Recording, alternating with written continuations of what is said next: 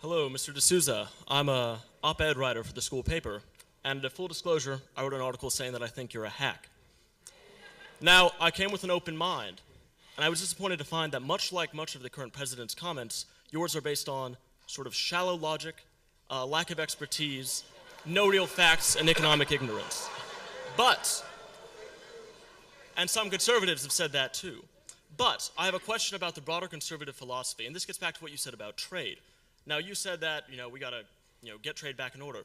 But with the trend in technology nowadays, the real threat is not trade and loss of jobs overseas, but automation, artificial intelligence, the replacement of many of the jobs that serve as a starting level for economic advancement. What role does conservatism have in a world in which machines and automation can take the place of much of human labor and activity that generates income and value for everyday people? All right, well, man, let me say this. If it is the case that in what I said tonight, and I put some fairly incendiary material on the table, if I had said something that was even arguably wrong, factually wrong, about the Democratic Party or about fascism or about Trump, it would be very easy for someone to point it out. So normally, if you're going to call someone a hack, you should kind of try to establish your own bona fides.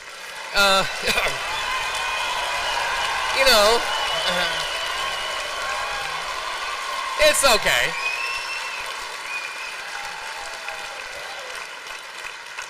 It's okay. Look, a certain amount of moral indignation is the staple of being a late teen. And so I think we should be indulgent. Now, technology. Look, here's the point. We have seen in the United States the ordinary working guy, I don't just mean the white guy, the black guy, the Hispanic guy, the working class in this country has been hit by three powerful winds blowing in the same direction. And those winds are named globalization, immigration, and technology. Now, what does the Democratic Party plan to do about any of these? And the answer is nothing. Nothing. Obama did nothing. Hillary proposed to do nothing. In fact, what the Democratic Party wants to do is to increase the problem of illegal immigration, motivated solely by getting Democratic voters, with complete indifference to the impact on the worker. Now, Trump has never spoken one word against technology.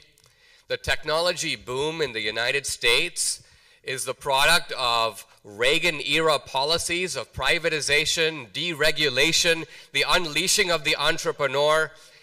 If you don't believe me, when I came to the United States, the entrepreneur was in a funk. The guy who was riding high on the hog was the federal worker. Why? Because a generation ago, a moronic John F. Kennedy said, if you're young, if you're idealistic, do what? Join the Peace Corps. Become a public servant. An oxymoron, if I ever heard one. And so the bureaucrat was made the embodiment of American idealism. Reagan challenged that. Reagan goes, it's not the bureaucrat just sits at his desk. Reagan told a story of a guy at the Bureau of Indian Affairs who was sobbing at his desk. And a man came up to him and said, what's up? He goes, my Indian died. And this was the Reaganite celebration of the entrepreneur.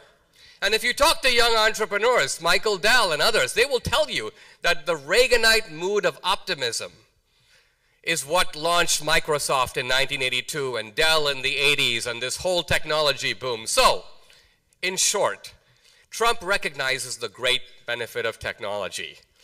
But he also realizes that in a society, it's not fair for a whole bunch of people to gallop tremendously ahead while a whole bunch of hardworking people are left behind. What kind of American dream is it that only works for some people.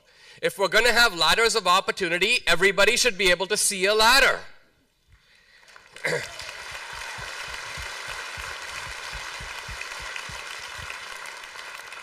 This is the new republicanism that Trump represents. Ordinary Republicans don't even think about working people. They don't even talk like this. They talk about things like trade instead of talking about things like workers and jobs and incomes and looking after your family. So this kind of down-to-earthedness of Trump, I think, is part of the secret of his political success.